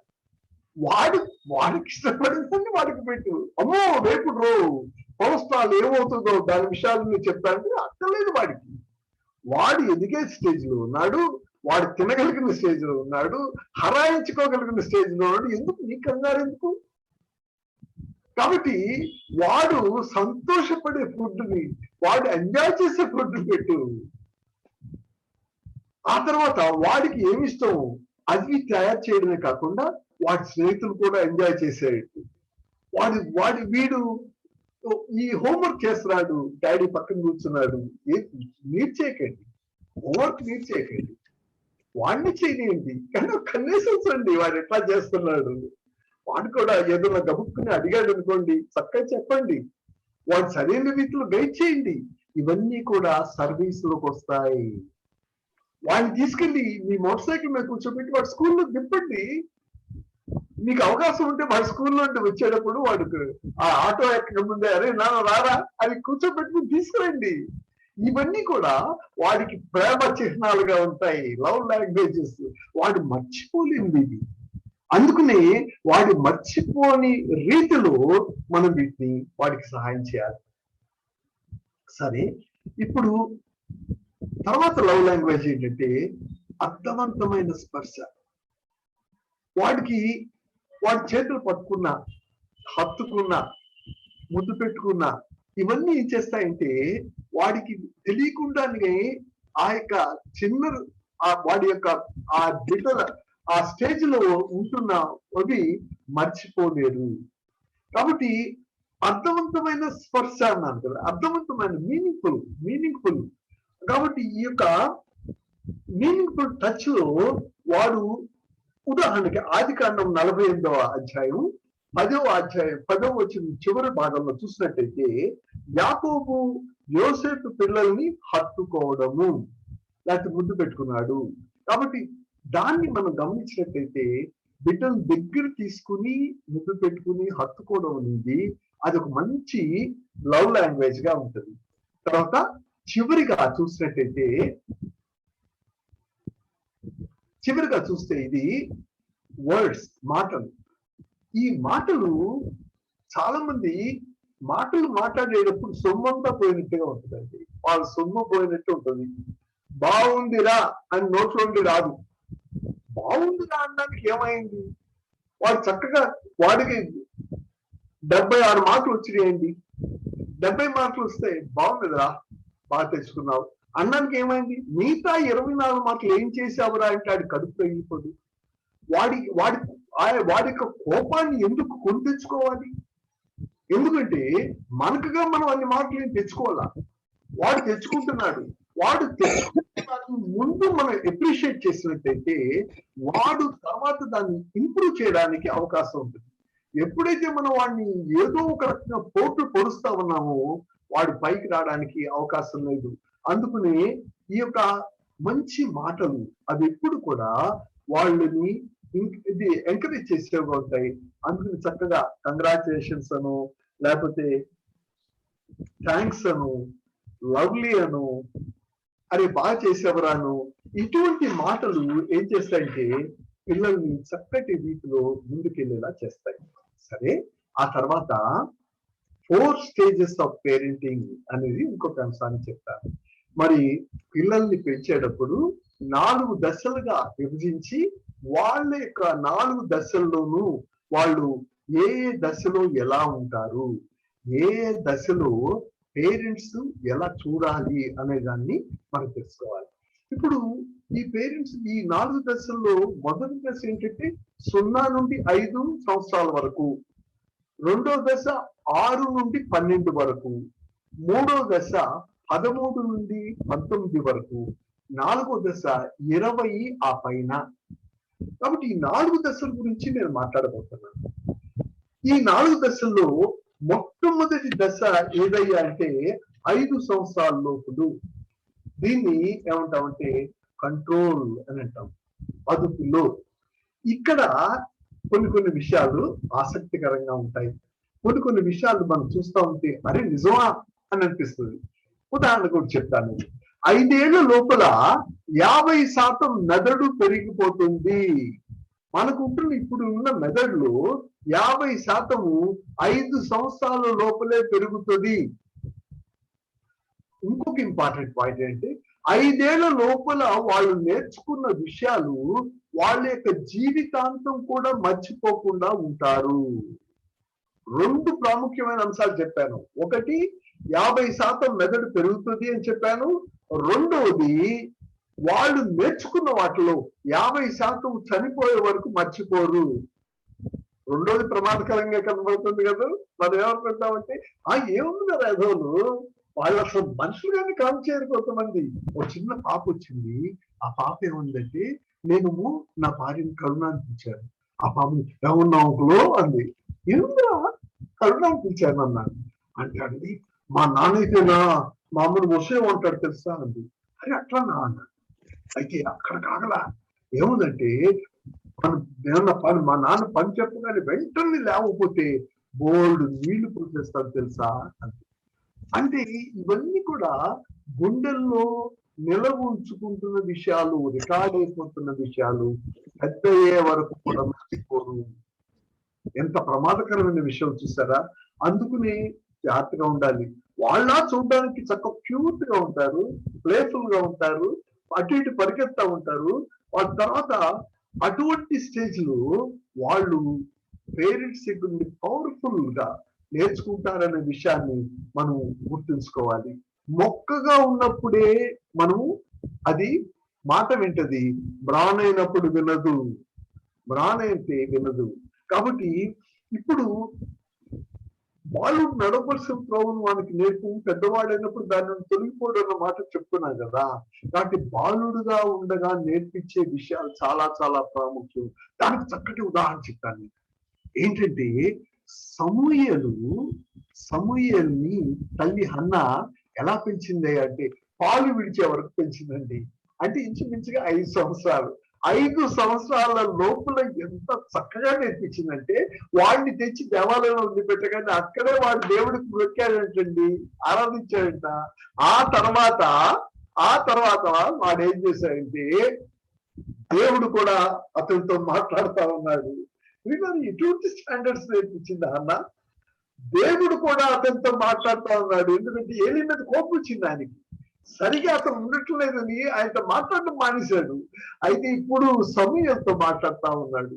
సమూయేలుతో దేవుడు ఎంతగా క్లోజ్ గా ఉన్నాడంటే జనాలందరూ కూడా సమూయేలు దేవుని ప్రవక్త అని గుర్తించారు. అతన్ని గౌరవించడం మొదలుపెట్టారు. అతను గౌరవించారు. అతన్ని ప్రవక్తగా ఉన్నాడు, న్యాయాధిపతిగా ఉన్నాడు. ఆ తర్వాత ప్రజలతో ఛాలెంజ్ చేసి, అయ్యా నేను ఎప్పుడున్నా లంచం తీసుకుంటా, అయ్యో నువ్వు తీసుకోలేదా బాబు, నువ్వు ఎప్పుడు కూడా తీసుకోలేదన్నారు. చనిపోయినప్పుడు కూడా అతని గురించి బోధించారు, అతన్ని గౌరవించారు. వీళ్ళ చనిపోయే వరకు సమూయేలు గౌరవాన్ని పొందాడు. ఎందుకు? 5 సంవత్సరాల లోపల హన్నా వేసిన పునాది. అందుకని ఈ యొక్క దశను ఏమన్నారంటే ప్లవింగ్ అన్నారు. ప్లవింగ్ అంటే దున్నుతున్నాడు, అంటే పొలాన్ని చక్కగా పొలాన్ని పోలుస్తూ, పొలం దున్నేటప్పుడు ఏం చేస్తారు, పొలం వేసేటప్పుడు ఏమంటారంటే ముందు దున్నుతారు, దున్ని దాని నుండి రాళ్ళు తీసేస్తారు, చక్కగా మెత్తగా చూస్తారు, దానిలో ఇప్పుడు మొక్కలు పాతాలి, సీడ్స్ వేయాలి. కాబట్టి ఈ యొక్క ఫస్ట్ స్టేజ్ ని ఇది అదుపులో ఉంచడం, అంటే కంట్రోల్ చేయడం, అది మనం చేయవలసింది. కాబట్టి వీళ్ళు ఈ చిన్నపిల్లలతో మనం ఎక్కువ సమయం గడుపుతూ వాళ్ళు మేము నీకు తోడుగా ఉంటాము అన్న ఆ యొక్క ఫీలింగ్ తెప్పించాలి. రెండోది కళ్ళల్లో చూసి మాట్లాడుతూ ఉండాలి. కళ్ళల్లో చూసి మాట్లాడుతూ ఉంటే వాళ్ళకి తెలియకుండానే ఆ యొక్క ధైర్యం పెరుగుతుంది. ఎంత ఆశ్చర్యం కదా! కళ్ళల్లో చూసి మాట్లాడుతూ ఉండాలి. ఆ తర్వాత కనీసం పిల్లలతో 1 గంట సేపు అన్నా మనం స్పెండ్ చేయాలని పెట్టుకోవాలి. ఆ తర్వాత వాళ్ళు ఒకవేళ విసిగిస్తూ ఉంటే ఓపికగా వాళ్ళని డీల్ చేయాలి. ఇవన్నీ కూడా మనకి చాలా చాలా అవసరమైంది. అయితే మనం నిజంగా వాళ్ళని కంట్రోల్ చేసి వాళ్ళని దేవునికి నమ్మకమైన బిడ్డలుగా పెంచవలసిన దశ ఇదే. ఇది చాలా చాలా ప్రాముఖ్యమైనది. కాబట్టి ఈ దశలో తల్లిదండ్రులు చేసే మిస్టేక్స్ ఉంటాయండి. ఏంటయ్యా అంటే ఈ మధ్యకాలంలో 1-2 కదండి అందరికి. వాళ్ళు ఏం చేస్తున్నారంటే ఒకవేళ చాక్లెట్ ఇచ్చారండి, క్యాడ్బరీ చాక్లెట్ ఒక పెద్ద తెచ్చి ఇచ్చారు, వాడు తీసుకోబోతా ఉన్నాడు. ఇంతలోపల పక్కింటి పిల్లలు 2 వచ్చారండి. తల్లి గుండెలో రాయి పడింది. బాబోయ్ ఒకవేళ దాంట్లో ఆమె ఇరిపిస్తాడా అని 1000 కళ్ళతో చూస్తా ఉంది. ఈడూరుకుంటాడా? వీడికిచ్చి బ్రహ్మాండమైన ట్రైనింగ్ లేదు, కటా కటా కటా కటా మొత్తం మింగి పారేశాడు. తల్లి అమ్మాయి అనుకుంది. చూసారా? పిల్లలకి స్వార్థాన్ని నేర్పించే దశ ఇది. వాడికి పంచి ఇచ్చే దశ ఇది. కాబట్టి వాళ్ళు షేరింగ్ అనే ఆ యొక్క క్యారెక్టర్ పెంచవలసిన దశ ఇది. కాబట్టి ఇవ్వడం నేర్పిద్దాం, పంచుకోవడం నేర్పిద్దాం, లేకపోతేనే స్వార్థపరులు అయిపోతారు. అందుకని చాలా జాగ్రత్తగా ఉండాలి. తర్వాత వాళ్ళని ఊరికి జడిపించేసి వాళ్ళని బలహీనులుగా చేయకండి. తర్వాత వాళ్ళు చెప్పే విషయాలను చులకనగా చూడకండి. చులకనగా చూస్తే వాడు చెప్పేది నిజమా కాదా అని అనుమానం వస్తే మాత్రం కొన్నిసార్లు తప్పు మనమే రాంగ్ కి వెళ్ళే అవకాశం ఉంటుంది. ఓ గుడ్డోడు అమ్మ నాకు నొప్పిగా ఉంది అంటే ఇది ఎప్పుడు కూడా స్కూల్కి వెళ్ళాలంటే ఇలాంటి గొడవ చేస్తాడరా బాబు అని వాళ్ళ మదర్కి చాలా కోపం వచ్చేస్తాడ. అయితే తీరా చూస్తే షూలో ఒక తేలు, ఆ తేలు కొడతా ఉంది, వీడు గిలగిల్లాడిపోతున్నాడు, కానీ నాటకం వేస్తున్నాడు అని అనుకుంది తల్లి. అందుకని వాడు చెప్పే విషయాల్ని చులకనగా చూడొద్దు. వాళ్ళని పిల్లల్ని చక్కగా ఎంకరేజ్ చేసి అప్రిషియేట్ చేసినట్టయితే మంచి బిడ్డలుగా పెరుగుతారు. కాబట్టి అదుపులో ఉంటున్నప్పుడు మనం గుర్తించుకోవాల్సిన విషయం ఏంటంటే వీళ్ళు ఎక్స్పెరిమెంట్స్ చేయడానికి ఇష్టపడతారు. కాబట్టి అంటే ఎక్స్పెరిమెంట్స్ అంటే ఏంటండి? ఓ బొమ్మ ఇచ్చారు, మీరు బొమ్మ ఇస్తే వాడికి స్టేజ్ ఏంటంటే తుక్కు కింద పగల కొట్టడం. అమ్మో పగలగొట్టాడు అంటే పగల కొడతాడు. ఎందుకంటే వాడి క్యారెక్టర్ అది. ఎందుకు ఊరికి పగిలిపోయే బొమ్మ ఇవ్వడు? పగలని బొమ్మలు ఉంటాయండి, పగలని బొమ్మ ఇవ్వండి, వాడు కొడతాడు, పగలదు. వాడు కొట్టిన తృప్తి ఆడికి ఉంటుంది, పగలని తృప్తి మీకు ఉంటుంది. ఎందుకు ఆ తృప్తి వాడికి పోవద్దు, మీరు పోగొట్టుకోవడం? కాబట్టి వాడు ఎక్స్పెరిమెంట్స్ చేస్తాడు అనేది ఆ జాగ్రత్తలు మీరు తీసుకోవాలి, వాడికి తెలియాలి. తర్వాత వాడికి తెలియదు కాబట్టి అర్థమయ్యేలా చెప్పాలి. చాలాసార్లు వాళ్ళ పిల్లలు ఆ దశలో ఏంటంటే వాళ్ళకి చాలా విషయాలు తెలియదు, కానీ ఆ తెలియదు అది ప్రమాదకరమైన విషయాలు అయినప్పుడు వాళ్ళకి జాగ్రత్తలు చెప్పి వాళ్ళని సరైన రీతిలో ఉంచాలి. ఓసారి ఏం చేస్తారంటే పిల్లలు సామాన్యులు కాదండు, వాళ్ళు తల్లిదండ్రుల యొక్క ఓపికను పరీక్షిస్తారు, విసిగిస్తారు. ఓపికను పరీక్షిస్తున్నాడు వీడు అని అనుకున్నప్పుడు మాత్రం ఫామ్ గా ఉండాలి. ఎందుకంటే అమ్మో మా అమ్మ నాన్న వాళ్ళు ప్రేమగా ఉంటారు, ఫామ్ గా ఉంటారు, ప్రేమగా ఉంటారు, డిసిప్లిన్ లో ఉంచుతారు. ఇవన్నీ కూడా బిడ్డకి ఆ యొక్క ట్రైనింగ్ వచ్చేయాలి. కాబట్టి పిల్లలకి అందుకుని దీన్ని ఏమన్నా అంటే దున్నడం అన్నారు. కాబట్టి పొలాన్ని దున్నుతూ దాన్ని సరైన రీతిలో పెట్టడం అనేది మనం చేయవలసిన విషయం. ఆ తర్వాత రెండోదిగా చూసినట్టయితే కోచ్. ఇది నేనేమన్నానంటే 6 నుండి 12 వరకు, 6 నుండి 12 వరకు ఇది కోచ్ అన్నమాట. అంటే మనం కోచ్ చేస్తుంది. కోచ్ అనేది మీకు పెద్ద కష్టమైన టర్మ్ కాదు కదా. మనకి క్రికెట్ అనగానే కోచ్ ఎవడురా బాబు, ఎందుకంటే ఒకళ్ళది ఫుట్బాల్ కోచ్. ఈ కోచ్ లేకుండా ఆ టీం సరిగా వర్క్ చేయలేదు. కారణం ఏంటంటే వీడు కీ పర్సన్. వీడు ఏం చేస్తా అంటే ఒకవేళ కోచ్ ఉన్నాడు అనుకోండి, కోచ్ ఏం చేస్తాడు, ఫుట్బాల్ కోచ్ ఉన్నాడు, వాడు చక్కగా ఈ ప్లేయర్ వేసుకున్న దుస్తులు వేసుకుని వస్తాడు, వేసుకుని వచ్చి గ్రౌండ్ లోకి వస్తాడు, వచ్చి వాడు ఆ ఫుట్బాల్ ని ఎలా పెట్టాలి, ఎలాగా ఏ యాంగిల్లో కొట్టాలి, ఇవన్నీ కూడా చూపిస్తాడు. వాడు కొట్టడు, వాడు ఎలా కొట్టాలో చూపిస్తాడు. దాన్ని కొట్టి కరెక్ట్ గా కొట్టాడా లేదా అన్న విషయాన్ని వాడు నేర్పిస్తాడు. అది కోచ్. కాబట్టి కోచ్ గా మనం ఉంటున్నాం అంటే మనం వాళ్ళ విషయాలు కొన్ని తెలియాలి. ఒకటి ఏంటంటే ఈ స్టేజ్ లో పిల్లలు మా ఇల్లు అనుకుంటారు. ఈ స్టేజ్ లో ఉన్న ఒక ఇంపార్టెంట్ ఏరియా ఏంటంటే పిల్లలు మా ఇల్లు అనుకుంటారు. అంటే వాళ్ళు ఏం చేస్తారంటే వాళ్ళు ఫ్యామిలీని దేర్ ఓన్ గా రికగ్నైజ్ చేసే ఏజ్. ఆ తర్వాత ఇంట్లో పనులు చేయడం వాళ్ళకి ఇష్టం అండి. ఇంట్లో పనులు చేయడం వాళ్ళకి ఇష్టం కాబట్టి పగిలిపోయే కప్పు పెట్టకండి. పగిలిపోయే కప్పు పెట్టి ఈ కప్పు పగలగానే గుండెలు పగలగొట్టుకోకండి. పగలని కప్పు పెట్టండి. ఎందుకంటే వాడు చిన్న చిన్న పనులు చేయడం వాడికి ఇష్టం. వాడు తీసుకుపోయి వాడు కడగడానికి ప్రయత్నం చేస్తాడు, పడేస్తాడు. కాబట్టి పగలని విషయాలు పెట్టండి. వాడు చిన్న చిన్న పనులు చేసేట్టుగా చూడండి.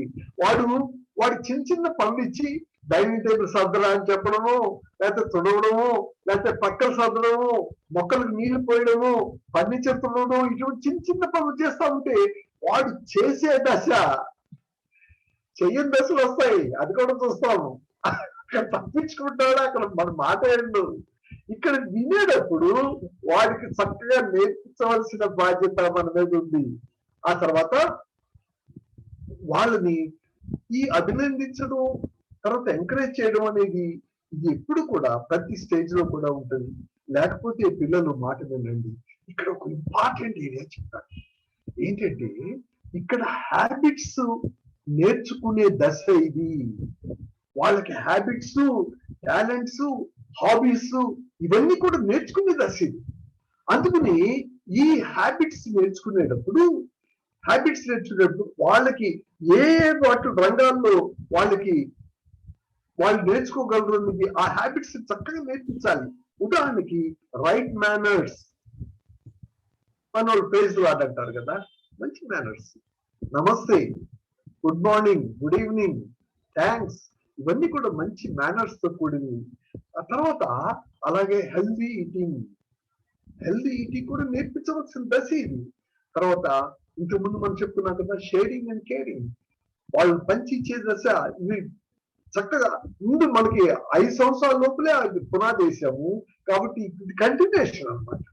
ఆ తర్వాత వీళ్ళకి చక్కగా మ్యూజిక్ నేర్చుకోవడానికి, పెయింటింగ్ కి, యాక్టింగ్ కి, ఇటువంటి వాటన్నిటికీ కూడా స్టేజెస్. అయితే ఇక్కడ షేరింగ్ అనే విషయంలో ఒక చిన్న ఉదాహరణ మీకు చెప్పాల్సిందే. షేరింగ్ అనే విషయంలో మనం 5 ఏళ్ళ లోపల పునాది వేసామని అన్నాం కదా, పిల్లలకి ఎలాగ మెల్లిమెల్లిగా అలవాటు ఉందో ఒక చిన్న ఉదాహరణ చెప్తాను. మా మనవరాలు, మేము ఇక్కడ కొంతమంది ర్యాక్ పికర్స్ పిల్లలకి సహాయం చేస్తాము. మా మనవరాలు తను వచ్చినప్పుడు అక్కడ వాళ్ళందరినీ చూసింది. అందుకని ఏం చేస్తా ఉందంటే ఒక డబ్బా పెట్టుకుని ఇండియాలో ఈ ర్యాక్ పికర్స్ కోసం అని తన పాకెట్ మనీ వేస్తా ఉంది. సరే, ఇండియాకి రావడానికి టైం వచ్చింది. వస్తే ఈ సంగతి వాళ్ళ స్కూల్లో తెలిసి వాళ్ళ టీచరు వాళ్ళ క్లాస్ లో ఈ యొక్క అనౌన్స్మెంట్ ఇచ్చి, మరి జియానా వెళ్తుంది కాబట్టి ఆ అమ్మాయికి మీరు ఆ యొక్క పేద పిల్లలకి మీరు కూడా ఏమైనా ఇస్తారా అంటే, 40,000 రూపాయలు వచ్చినాయండి. 40,000 రూపాయలు. ఈ అమ్మాయి చేస్తున్న చిన్న పనికి వాళ్ళు ఇస్తున్న రెస్పాన్స్ 40,000 రూపీస్ వచ్చినాయి. వాటిని తెచ్చి ఇక్కడ వాళ్ళకి పిల్లలకి ఇచ్చారు. నేను ఆలోచిస్తా ఉంటే ఈ పాప ఇది ఎలా చేయగలిగింది? ఒకటి, మమ్మల్ని చూసింది. 2, వాళ్ళ అమ్మకు ఉన్న కన్సర్న్ చూసింది. తను కూడా ఇమిటేట్ చేసింది. తను కూడా షేర్ చేసుకోవడానికి ఇష్టపడింది. పిల్లలు ఎందుకు ఇది చెప్తున్నారంటే, బిడ్డలకు నేర్పించవలసిన బాధ్యత మన మీద ఉంది. మన జీవితాల్లో చూసి నేర్చుకుంటున్నట్టుగా ఇంకా ఎక్కడ కూడా చూసి నేర్చుకోలేరు. గుర్తుంచుకోండి, మన జీవితంలో లేనిది వాళ్ళకి నేర్పిద్దామంటే కుదరదు. మన జీవితాలు మన బిడ్డలకు సవాలుగా ఉండాలి.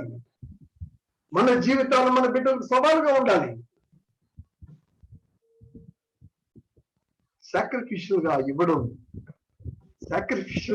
అనేది మన జీవితంలో చూడాలండి. వాళ్ళు పిల్లరా, మన జీవితాలకి మనం అర్థం ఇవ్వాలి. మన బిడ్డలకు సవాలుగా నిలబడాలి. అది మనం తెలుసుకోవాల్సిన విషయం. చక్కటి గార్డెనింగ్ లాంటిది, కుకింగ్ లాంటిది, గేమ్స్ లాంటిది, ఇవన్నీ కూడా నేర్పించే దశే. తర్వాత మోరల్ వాల్యూస్ నేర్పించే దశ అండి ఇది. Moral values. ఈ మోరల్ వాల్యూస్ అనేవి ఇక్కడ పునాది పడినట్టుగా ఇంకెక్కడ కూడా పునాది పడదు. మీరు తర్వాత మోరల్ వాల్యూస్ నేర్పిద్దాం అనుకున్నా కూడా కుదరదు. మా అమ్మాయి యేసు ప్రభు అది నమ్ముకున్న తర్వాత ఆ అమ్మాయి జీవితంలో ఒక సమస్య వచ్చింది. 7వ తరగతికి ఒక 3 నెలలు తగ్గితే దాన్ని అడ్జస్ట్ చేస్తా ఉన్నాడు ప్రిన్సిపాల్ గారు, మామూలు. కానీ ఈ అమ్మాయి ప్రార్థన చేసుకుని నో అన్నాడు. మేము కూడా దానికి ఎంకరేజ్ చేశాము. 7వ తరగతి రిపీట్ చేసింది. డిస్ట్రిక్ట్ ఫస్ట్ వస్తుందని అనుకుంటామంటే ఆ అమ్మాయి 7వ తరగతి రిపీట్ చేసింది. కారణం, ఒక అబద్ధం తనతో పాటు రాకూడదని. ఆ మోరల్ స్టాండర్డ్స్ ఎక్కడి నుండి వచ్చినాయి? తల్లిదండ్రులుగా మా జీవితంలో చూసినవి, దేవుని మీద ఆధారపడితే నష్టపోము అని చూసినది, కల్లారా చూసిన వాటి విషయం మాట్లాడుతా ఉన్నా. ప్రియులారా, ఇది అనేక మందికి సవాలుగా ఉండడం కోసం ఒక దేవుడు మా జీవితంలో ఏదో చేశాడేమో. ఆ రోజు తనకు 8th క్లాస్ అవుతూ తన క్లాస్మేట్స్ తన 7th క్లాస్ రిపీట్ చేయడం అనేది గుండెలు పగిలిపోయే ఇన్సిడెంట్ అయినప్పటికీ కూడా దేవునికి తెలుసు. ఈ రోజున తను ఒక డాక్టర్ గా ఉండి, ఆస్ట్రేలియాలో ఉండి, తను మరి ఒక మంచి డాక్టర్ గా పేరు పొందిందంటే పునాదులు దేవుడు వేశాడు. అందుకనే మనకి కళ్ళారా చూసే ఈ నష్టాలు నష్టపోతావురా అని అనుకోవాల్సిన పని లేదు. నష్టపోతావురా బాబోయ్ అని అనుకునే పని లేదు. ఎందుకంటే దేవునికి తెలుసు ఈ టైంలో 6 నుండి 12 వరకు ప్రశ్నలు విపరీతంగా అడుగుతారండి. విసుక్కోకుండా జవాబు ఇవ్వాలి. విచక్షణ తక్కువగా ఉంటుంది కాబట్టి జాగ్రత్తలు నేర్పించాలి. ఆ తర్వాత దేవుల్లో బలపరచవలసిన వయస్సు. అందుకు నువ్వు విత్తడం, the better the seed the better the crop. అది ఆ తర్వాత మూడవ ఏంటంటే కౌన్సిల్. ఇది ప్రమాదకరమైన స్టేజ్ అండి, అడాలసెంట్ స్టేజ్. ఇది తల్లిదండ్రులకి ఎంత కష్టమో చెప్పలేను. కారణం ఏంటంటే ఒక్కసారిగా పిల్లల్లో ఎదిరించే స్వభావం వస్తుంది, క్వశ్చన్ చేస్తారు. కొంతమంది వచ్చి అన్నా ఏంటన్నా మొన్నటి వరకు అసలు మనం ఏం చెప్పేదన్నా ఈ రోజు క్వశ్చన్ చేస్తున్నాడన్నా అంటే, అమ్మ కంగారు పడద్దు, సంతోషపడు, హార్మోన్స్ సరిగ్గా వర్క్ చేస్తున్నాయి, వాడికి హార్మోన్స్ సరిగ్గా వర్క్ చేస్తున్నాయి. హార్మోన్స్ సరిగ్గా వర్క్ చేస్తే ఎదురు తిరుగుతారు, తిరగనేయండి. దేవుడు పెట్టిన యొక్క హార్మోనల్ చేంజెస్ బట్టి వాడికి వస్తున్నాయి. వాడికి సెక్షువల్ గా కొన్ని తేడాలు వస్తాయి, ఫిజికల్ గా కొన్ని తేడాలు వస్తాయి. ఇవన్నీ కూడా ట్రాన్సిషన్ పీరియడ్. అడల్ట్హుడ్ కి చైల్డ్హుడ్ కి మధ్యలో ఉంటున్న ట్రాన్సిషనల్ పీరియడ్ ని తల్లిదండ్రులు అర్థం చేసుకోవాలి. వాళ్ళతో మాట్లాడాలి, బిడ్డలతో మాట్లాడాలి, బిడ్డలతో స్పెండ్ చేయాలి. బిడ్డలకి అనేకమైన విషయాలు ఓపెన్ గా చెప్పాలి. అమ్మో సెక్స్ ఎలా మాట్లాడతాం మేము అంటే, వాళ్ళు బయటికి నేర్చుకుంటారండి, రాంగ్ టీచింగ్ నేర్చుకుంటాడు. అందుకని మనం చెప్పాలి. మనం వాళ్ళని చెప్ప, ఆడపిల్లలకి తల్లి, మగపిల్లడికి తండ్రి ఆ లీడర్షిప్ తీసుకుని వాళ్ళకి ప్రేమగా ఎక్స్ప్లెయిన్ చేయాలి, మాట్లాడాలి. ఆ తర్వాత ఈ బిడ్డలు ఏంటంటే వాడు ప్రైవేట్ గా ఉండాలని అనుకుంటారండి. ఇంట్లో పోయి ఆడు రూమ్ ఉంటే రూమ్ లోకి పోయి తలుపు వేసుకుంటారండి. ఏంట్రా ఇది, ఇంటి రూమ్ లోకి పోయి వేసుకుంటాడు. ఎవరా కంగారు పడద్దు, ఆ స్టేజ్ అది. ఇంట్లో ఉంటే ఇంట్లో తక్కువ టైం ఉంటాడు, ఫ్రెండ్స్ తో ఎక్కువ టైం ఉంటాడు. ఇంట్లో ఉంటున్న టైంలో కూడా పడద్దు. మీరు వేసిన పునాది ఎక్కడికి పోదు. వాడు ఫోన్ తీసుకుని అరే ఏట్రా ఈ చాటింగ్, ఏట్రా ఇది, కంగారు పడిపోకండి, చెక్ చేయకండి. చెక్ చేయడం వల్ల కోల్పోతారు కానీ ఏం గెయిన్ చేయరు. ప్రేమపూర్వకంగా వాడి స్నేహితులు కూడా మీకు తెలిసి ఉంటే, వాడి స్నేహితులు ఎలాంటి వాళ్ళు తెలిసి ఉంటే మీకు కంగారు పడలేదండి. ఎందుకంటే మీకు తెలుసు వాడెవడు. ఆ శాంసన్ అరే అట్లా వాడి పరిస్థితి రా అని అనగలిగితే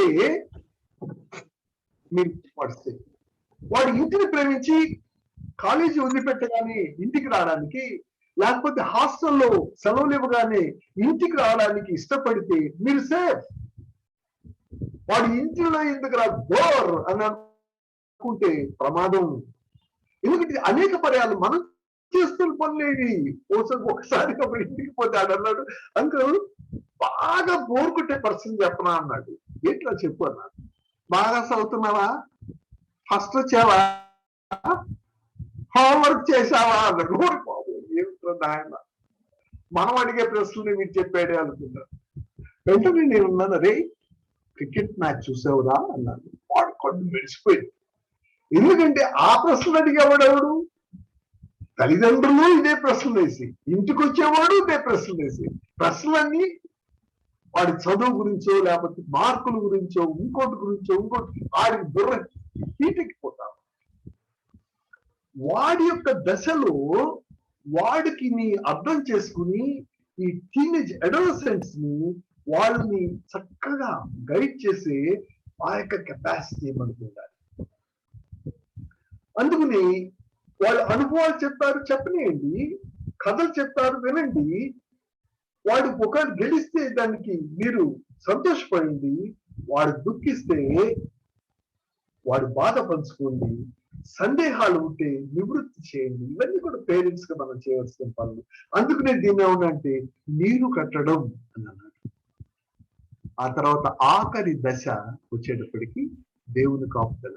ఇది 20 సంవత్సరాల తర్వాత మీకు ఒక వార్త ఏంటంటే, మీ మాట వినరు. 20 సంవత్సరాల తర్వాత తల్లిదండ్రుల మాట వినే అవకాశం లేదు.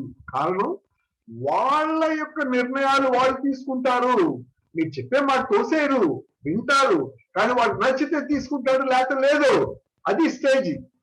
అందుకుని ఈ దశ దేని మీద ఆధారపడి ఉంటుందంటే మీరు ఆ 3 దశల్లో ఇచ్చే ట్రైనింగ్ చూడండి. దానికి అందుకనే మన చేతుల్లో ఏమి లేదు, దేవుని కాపుదలే వాళ్ళకి ఇవ్వాల్సింది ప్రార్థన కవచం. కాబట్టి కనిపెట్టుకుని ఉండాలి. ప్రభువా వీడు మీకు నమ్మకస్తుగా ఉండాలి ప్రభు. దానికి గల పునాది ఏంటంటే ఆ 3 పునాదులు, మనం వేసిన పునాదులు, అవి వాళ్ళ యొక్క జీవితంలో వాళ్ళు దేవునికి నమ్మకంగా ఉండడానికి అవకాశం ఉంటుంది. కాబట్టి మనం ఇంతవరకు పేరెంటింగ్ గురించి చెప్పుకున్నాం, 5 లవ్ లాంగ్వేజెస్ గురించి చెప్పుకున్నాం, పేరెంటింగ్ స్టేజెస్ గురించి చెప్పుకున్నాం. జస్ట్ ఒక 3-4 నిమిషాల్లో నేను ఒక కేస్ స్టడీ చెప్పి ముగిస్తాను. ఏలీ గురించి మనం చెప్పుకోవాల్సింది. ఏలీ యాజకుడు. 1 సమూయేలు 1వ అధ్యాయం స్టార్ట్ అవుతుంది. ఏలీ యాజకుడు. అయితే అతని యాజకుడు అంటే పాస్టర్ గారు, మనకు అర్థమయ్యేది. యాజకుడు 2 పిల్లలు కూడా యాజకులేనండి. అంటే పాస్టర్ గారు 2 పిల్లలు పాస్టర్లు. ఎంత మంచి వార్త అది. అయితే వాళ్ళ గురించి 2:12లో రాయబడిన విషయం ఏంటంటే వాళ్ళు దేవుణ్ణి ఎరగక బహు దుర్మార్గులుగా ఉన్నారు. 2:15లో ఎందుకంటే ఎప్పుడైతే వాళ్ళు బిలీవర్స్ కాదు, ఎప్పుడైతే దేవుణ్ణి నమ్ముకోలేదో వాళ్ళ జీవితాలు ఏమైందంటే 2:15లో మాంసాన్ని దొంగతనం చేశారండి దేవుని అర్పణ నుండి. 2:22లో స్త్రీలతో వ్యభిచరించారండి. 2:25లో ఎప్పుడైతే స్త్రీలతో వ్యభిచరిస్తున్నారన్నారు ఏలీ గారు తెచ్చి, ఏమిరా నువ్వు దేవునికి వ్యతిరేకంగా జీవిస్తావేంటంటే ఓవయా పో అన్నారు. ఎందుకంటే అప్పటికే బ్రాండ్ అయిపోయారు. మొక్కై వంగని నానయ్య వంగున అది జరిగింది.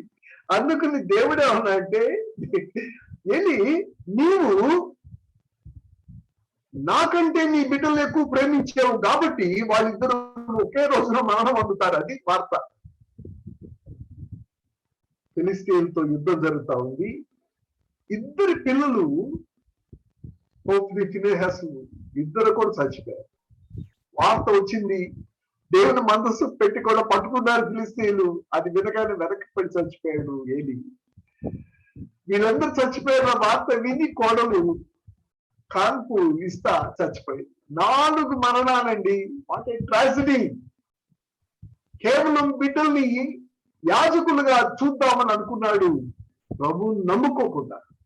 అందుకుని ప్రియులారా గమనించండి, దేవుణ్ణి నమ్ముకోకుండా ఎంత ఉన్నతమైన స్థితికి వెళ్ళాలి బిడ్డలు అని అనుకున్నా సరే దానివల్ల ఉపయోగం లేదు.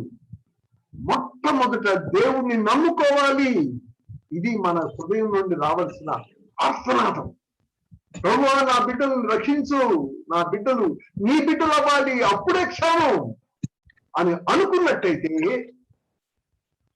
మన జీవితాలు, మన బిడ్డల జీవితాలు సంతోషంగా ఉంటాయి. ఓపికగా ఉన్నారు. దేవునికి వందనాలు. మరి కొన్ని విషయాలన్నా మీరు నేర్చుకుని ఉంటే దేవునికి స్తుతులు చెల్లిస్తున్నాను. నేను మన జీవితాల్లో మన బిడ్డల్ని పెంచడం అనేది మనం జాగ్రత్తగా ఉన్నట్టయితే సమాజానికి మంచి బిడ్డలను ఇచ్చిన వాళ్ళు ఉంటాం. మనం మన కుటుంబాల్లో మంచి బిడ్డలను పెంచిన వాళ్ళు ఉంటాం. దేవుడి మాటలు దీవించిన. Thank you very much.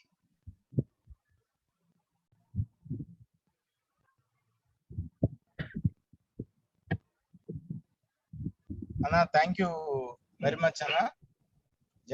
జైనేంద్ర అన్న చక్కగా మాకు అనేక విషయాలు 4 స్టేజెస్ ని చక్కగా మాకు అర్థమయ్యే విధంగా మీరు 4 లవ్ లాంగ్వేజెస్ చక్కగా మీరు మాకు ఆలోచింపజేశారు. థ్యాంక్ యూ వెరీ మచ్ అన్న. సో నెక్స్ట్ వీక్ అందరూ నెక్స్ట్ సాటర్డే 7:45 కలుసుకుందామండి. డెఫినెట్ గా నమ్ముతున్నాను మీరందరూ కూడా ఎంకరేజ్ చేయబడ్డారు. అంటే మీ యొక్క లైఫ్ ని ఆలోచిస్తూ కొంతమంది మిస్ అయిన వాళ్ళం, అయ్యో మిస్ అయ్యామే, ఇలా చేయలేకపోయామే అని కొంతమంది ఆలోచిస్తూ ఉండొచ్చు. కొంతమంది ఇంకా అవకాశం ఉంది, నేర్చుకున్నాను, ఇవి పిల్లలకి నేర్పిస్తామని కొంతమంది అనుకుంటూ ఉండొచ్చు. ఇలాగా మీలో మీరు కంటెంప్లేట్ అవుతూ అన్న చెప్పే ప్రతి దానిని మీరు అన్వయించుకుంటూ ఉండింటారని నమ్ముతున్నాను. Praise God. దేవుడు మనతో మాట్లాడుతున్నాడు, ఆలోచింపజేస్తున్నందుకు దేవునికి వందనాలు చెల్లిస్తున్నాను. నెక్స్ట్ వీక్ 7:45 కలుసుకున్నామండి. అందరము చిన్న ప్రార్థన చేసుకుందాం. పరిశుద్ధుడు అయిన ప్రియ పరలోకపు తండ్రి, నీకు వందనాలు. మాట్లాడే దేవా నీకు వందనాలు. నైనా క్రైస్తవ కుటుంబాలలో చక్కటి తల్లిదండ్రులుగా ఎలా ఉండాలి, పిల్లల్ని ఎలా పెంచాలి అన్న సత్యాన్ని నేను అన్న ద్వారా మీరు మాకు నేర్పిస్తూ, పెంచకపోతే ఏలి జీవితాన్ని మాకు నేర్పిస్తూ ఉన్నారు. పిల్లలు తిరిగి జన్మించే అనుభవం, రక్షణ అనుభవం గురించి మాలో ఆ తపన తల్లిదండ్రులుగా ఉండాలని మనము దేవా మీరు మాతో మాట్లాడుతున్నందుకు మీకు వందనాలు చెల్లిస్తున్నాం. మరి అటువంటి ఆశ మాలో అందరిలో కల్పించండి. నీ కృప బహుగా విస్తరింపజేయమని ఈ ప్రార్థన రక్షకుడైన యేసు నామమున ప్రార్థించి వేడుకొంచున్నాము తండ్రి. ఆమేన్. ఆమేన్. ఆమేన్. క్లోజింగ్ సాంగ్ ధర్మి అవకాశం ఉందమ్మా? ఉంది. yes sir. ఓకే.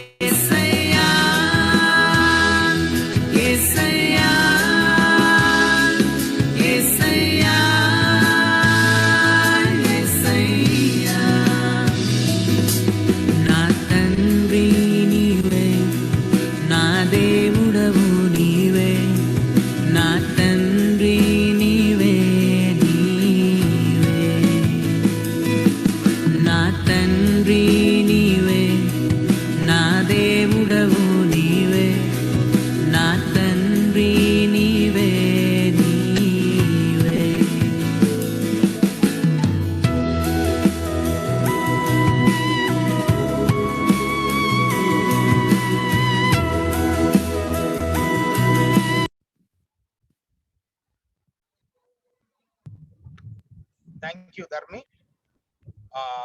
మరొకసారి అందరికి జ్ఞాపకం చేస్తున్నానండి, రేపు పిల్లల పరిచర్య ఉంది. టైమింగ్ మార్చాము, కొద్దిగా కాలేజెస్ స్కూల్స్ ఓపెన్ చేశారు, చర్చెస్ కూడా జరుగుతున్నాయి. కాబట్టి రేపు పిల్లలకి 4 గంటలకు ఉంది. ఇప్పుడు విన్నాం కదండి, బాల్యమందిర నడత. ఈ విషయంలో దేవుడు మహాకృపను బట్టి గత 13 సంవత్సరాలుగా యాక్ట్స్ పరిచర్య అనేక మంది పిల్లల జీవితంలో కార్యం చేస్తూ ఉంది. కాబట్టి దయచేసి ఎంకరేజ్ చేయండి మీకు తెలిసిన పిల్లల్ని. మండే బైబిల్ స్టడీ ఉంది, న్యాయాధిపతుల మీద. గిడియోన్ క్యారెక్టర్ కంప్లీట్ అయిందండి, విల్ లెర్న్ సంథింగ్. తర్వాత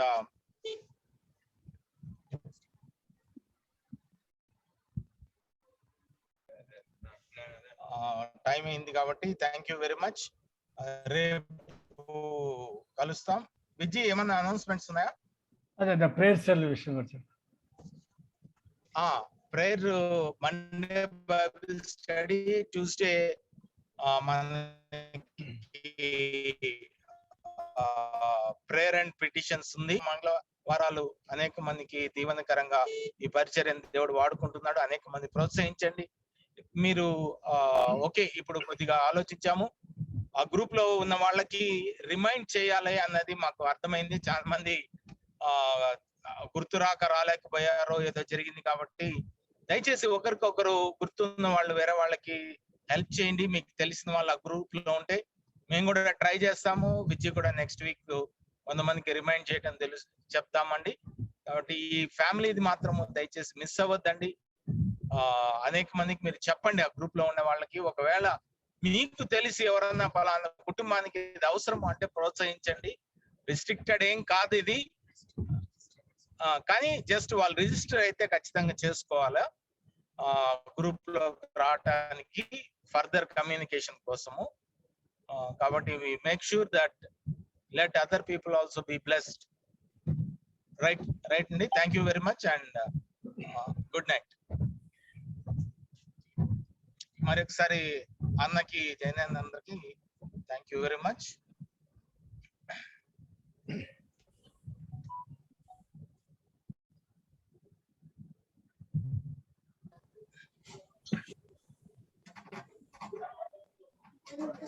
Bye, Uncle. Varsini, bye, Varsini. Bye, Nana. God bless you. Bye. Bye, Winter Uncle. Bye, Bye, Roshan. Bye. Uncle. Bye, Roshan. Bye. God bless you. Bye. Good night. Daddy. Good night, Uncle. Good night, Bangaru. Good Good night. night, Uncle. Good night. Good night. Bye, Vijay uncle.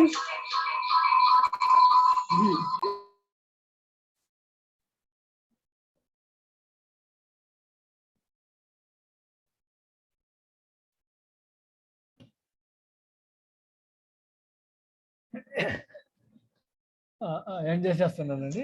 Bye, Vijay tata.